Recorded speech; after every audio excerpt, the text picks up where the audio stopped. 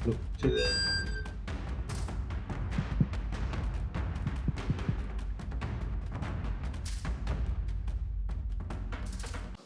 தலைவர் பல தலைவர்கள் வந்துட்டு போனாலும் நம்ம தலைவர் வந்து இல்லாதவங்களுக்கு அவர் இருக்கும்போது நிறையா பணங்கள் நிறையா ஒரு பிஸ்னஸ் நம்ம பண்ணிட்டு இருக்கும்போது நம்ம மெம்பருக்கு கிட்டத்தட்ட ஒரு 100 வீட்டுக்கு அவர் தான் நமக்கு 1000 ரூபாய் உதவி திட்டம் பண்ணியிருந்தார். அது பெரும் பகுதியாக அந்த மக்களுக்கு போய் சேரும்போது மிகவும் மகிழ்ச்சியும் ஆனந்தமும் அடைஞ்சாங்க. அவர் ஒரு காலகட்டத்துக்கு அப்புறம் அந்த உதவியை அவருக்கு செய்ய முடியல. ஆனால் அந்த உதவி மிகப்பெரிய சாதாரண உதவி இல்லை.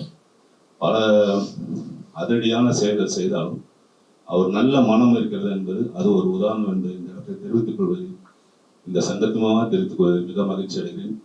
அவர் குடும்பத்திலிருந்து அவருடைய மகள் அவர்கள் சில வார்த்தைகள் பேசுவார்.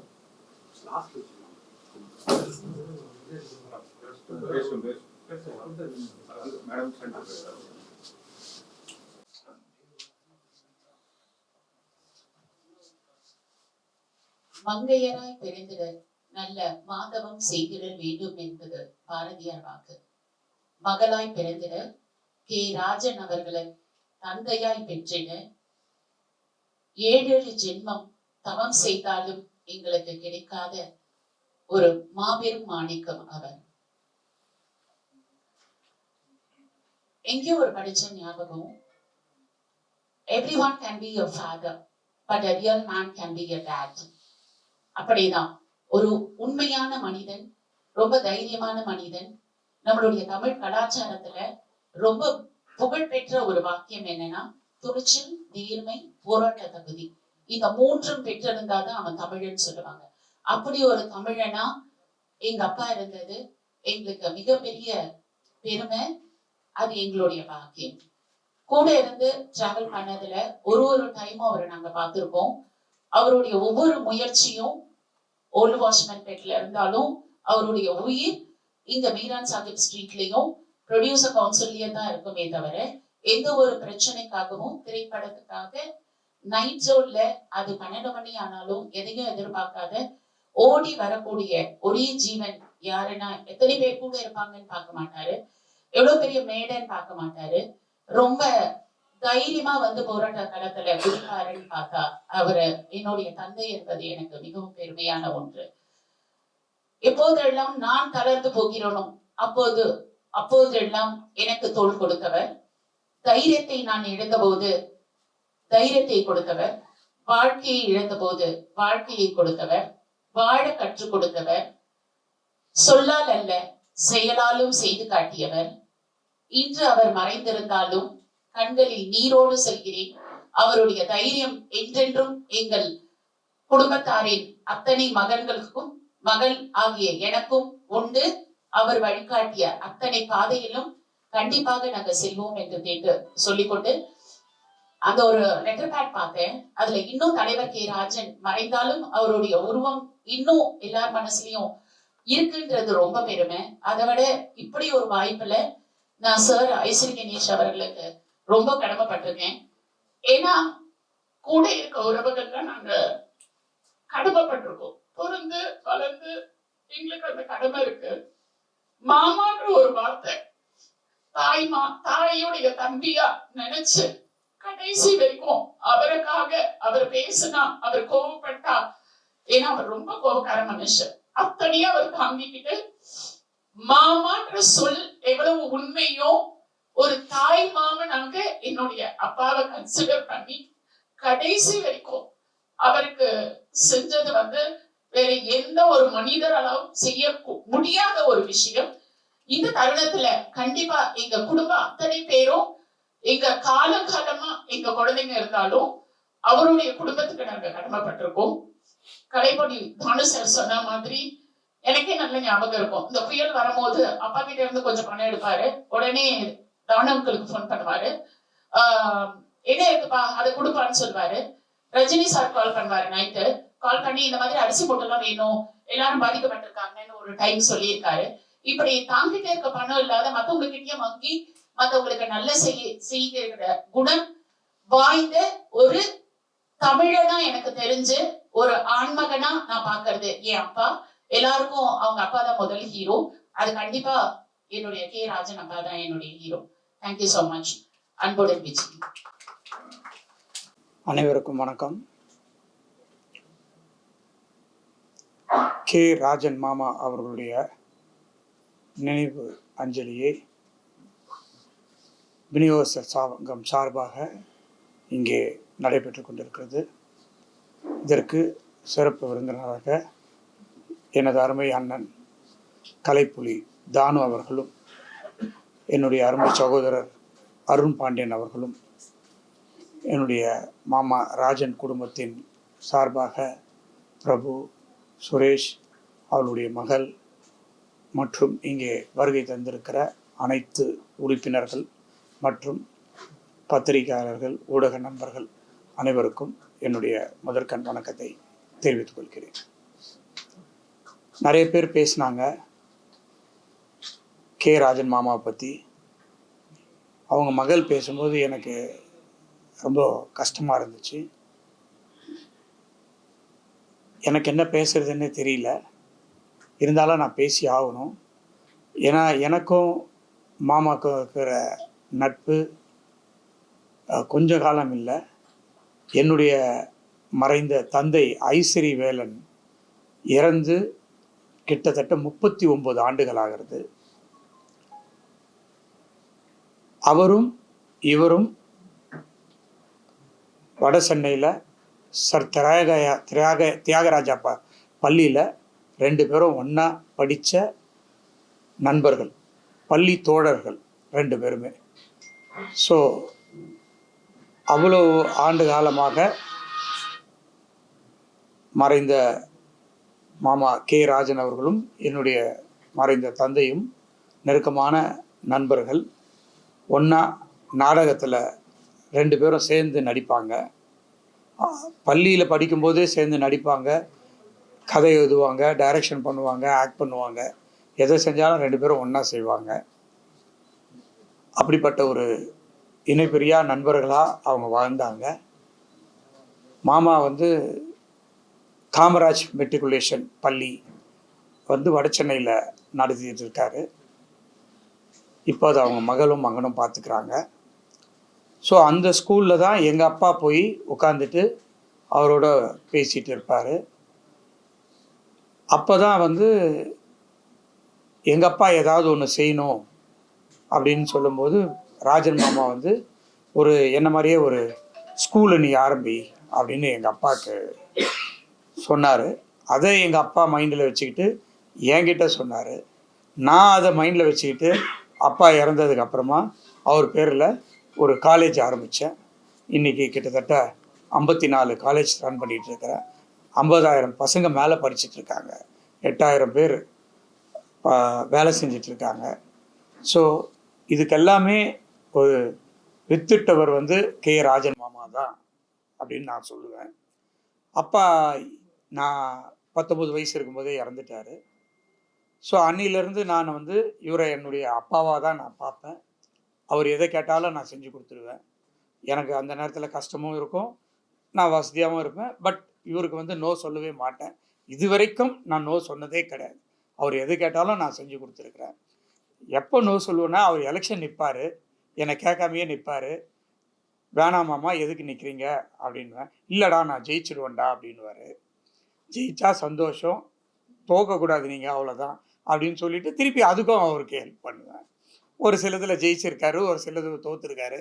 என்ன ஒரு ஆத்ம திருப்தினா, கடைசியில் அவர் தலைவராகவே இறந்துருக்காரு. அதுதான் ஒரு மனசு திருப்தி. கடைசியில் அவர் இந்த மாதிரி இறந்துருக்கக்கூடாது. ஏன்னா அவரை மாதிரி ஒரு தைரியமானவர் நான் பார்த்ததில்லை. அவரை பார்த்து எனக்கு நிறைய தைரியம் வந்திருக்குது. ஆனால் அவர் போய் இப்படி ஒரு முடிவை எடுப்பாருன்னு நான் எதிர்பார்க்கவே இல்லை. அதை நினச்சி கூட பார்க்கல. அவர் எவ்வளோ பெரிய சர்ஜரிலாம் பண்ணிவிட்டு அதெல்லாம் ரொம்ப அசால்ட்டாக நின்னார். இது ஒரு சின்ன ஸ்பேஸ் மேக்கர்ன்றது ஒரு சின்ன சர்ஜரி. அதில் ஒரு மைண்ட் அப்செட் ஆகி இந்த மாதிரி ஒரு முடிவு எடுத்துட்டாரு. பட் இருந்தாலும் இன்னைக்கு அவர் எப்போதுமே எங்களோட வாழ்ந்து கொண்டு இருக்கிறார் அப்படின்னு தான் நான் நினைப்பேன். அவர் இந்த சங்கத்துக்கு எவ்வளோ செஞ்சார் அப்படின்றது எனக்கு தெரியும். அவர் சொல்லி நானும் இந்த சங்கத்துக்கு செஞ்சுருக்கேன். அதனால் இன்றைக்கி இந்த சங்கத்துக்கு அவருடைய படத்தை திறந்து வச்சுருக்கீங்க. அவர் இல்லை, இருந்தாலும் அவர் இருந்தால் என்ன செய்வாரோ அதை நிச்சயமாக நான் செய்கிறேன் அப்படின்றது இந்த சங்கத்துக்கு நான் சொல்லிக்கொண்டு, எனக்கு இந்த வாய்ப்பை அளித்த அனைவருக்கும் என்னுடைய நன்றியை தெரிவித்து கொண்டு, அவர்கள் குடும்பத்திற்கு என்னுடைய ஆழ்ந்த அனுதாபத்தை தெரிவித்துக் கொண்டு விடைபெறுகிறேன். நன்றி, வணக்கம். வந்திருக்கிறோம் அனைவருக்கும் மாலை வணக்கம். இந்த திடீர்னு அவருடைய மகன் பிரபு எனக்கு இந்த அழைப்பு கொடுத்தாரு. 2-3 வாட்டி நான் மறுத்து பார்த்தேன்.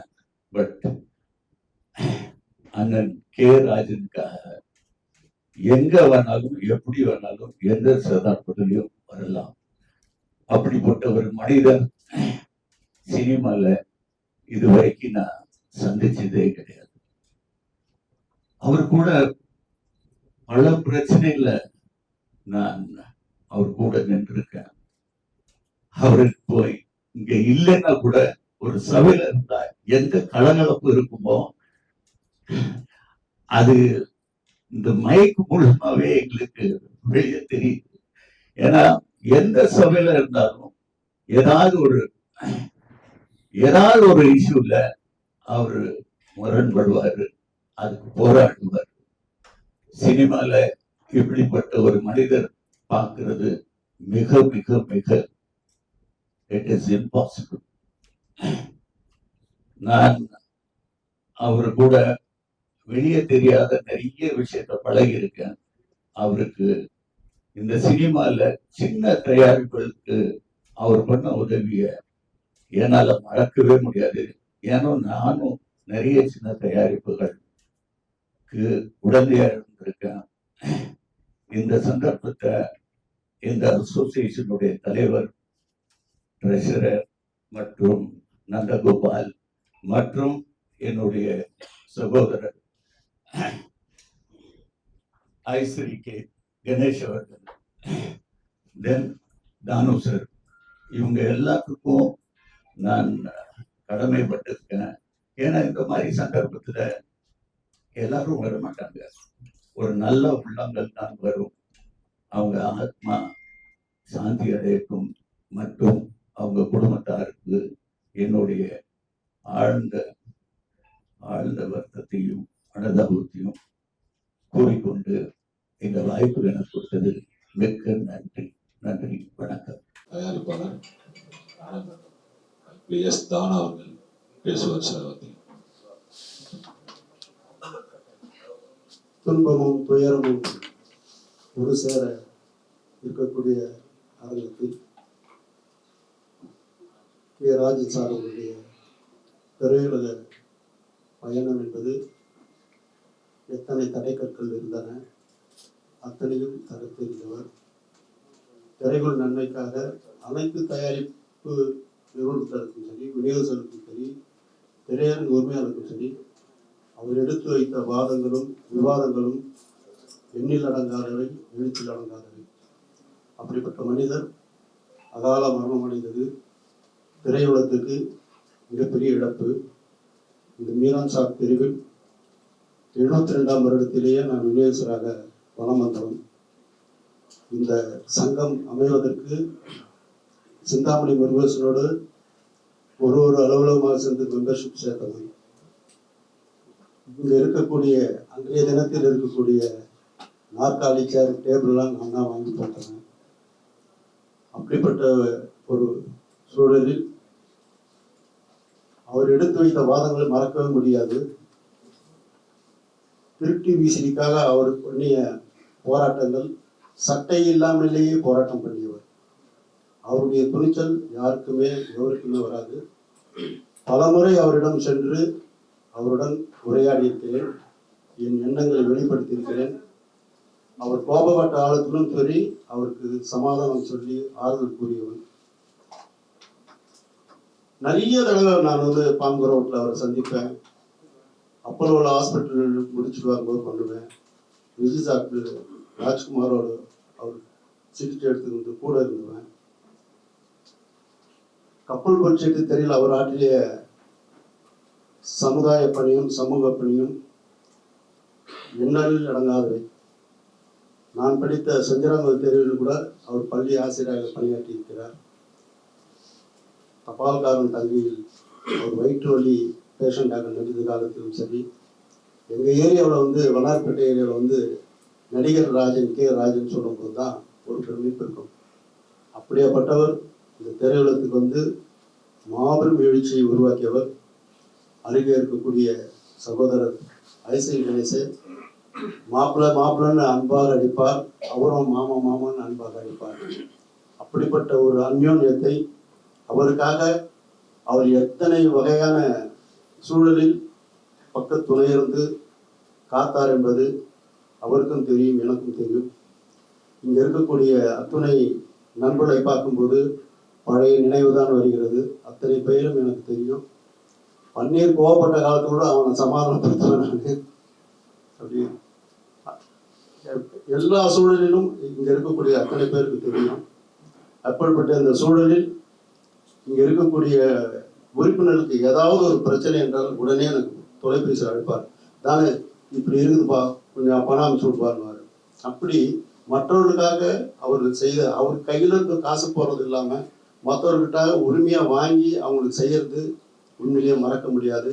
அவர் வழியை இனி வரும் சூழலில் வரக்கூடியவர்கள் அவருடைய எண்ணங்களை பின்பற்றி அவர் வழி நடக்க நான் இறைவனை இறைஞ்சுகிறேன். அன்னாரது இழப்பு திரையுலகுக்கு ஈடு செய்ய முடியாத இழப்பு. அவருடைய குடும்பத்தாருக்கு என்னுடைய ஆழ்ந்த இரங்கலை தெரிவித்து விடைபெறுகிறேன். நன்றி.